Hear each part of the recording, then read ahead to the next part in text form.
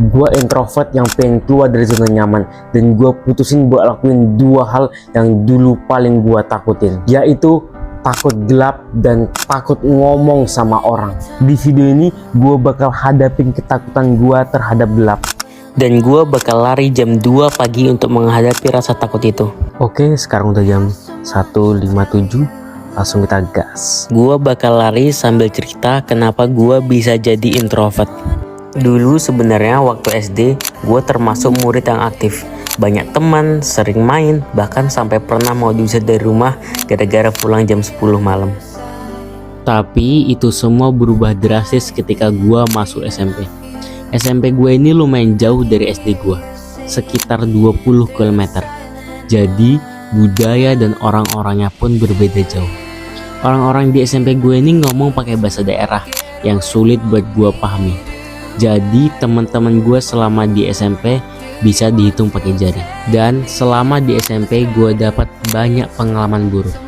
Dari dijauhin, dibilang aneh, dibilang gak nyambung karena gak bisa pakai bahasa mereka. Padahal gue bisa pakai bahasa mereka.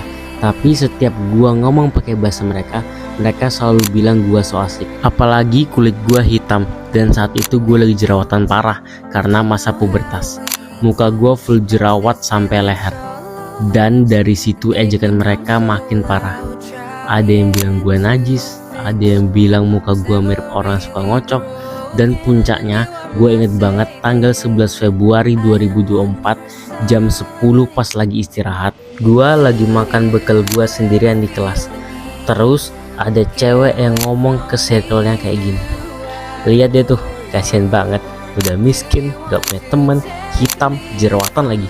Kalau aku jadi dia sih mending aku mati. Terus satu circle-nya ketawa. Disitulah gue cuman bisa diem sambil makan bekal gue, dan mental gue bener-bener hancur di situ. Sejak hari itu gue hampir nggak pernah ngomong sama orang. Bahkan kalau gue mau ke WC, gue nggak berani buat minta izin ke guru. Jadi gue selalu tahan sampai istirahat. Gue udah pernah coba ngadu ke BK dan orang tua gue, tapi mereka malah nyalahin gue. Akhirnya amarah gue lampiasin ke game dan scrolling TikTok. Gue bahkan jadi nggak pernah keluar rumah karena takut dibilang aneh. Jadi itulah sedikit cerita kenapa gue bisa jadi introvert.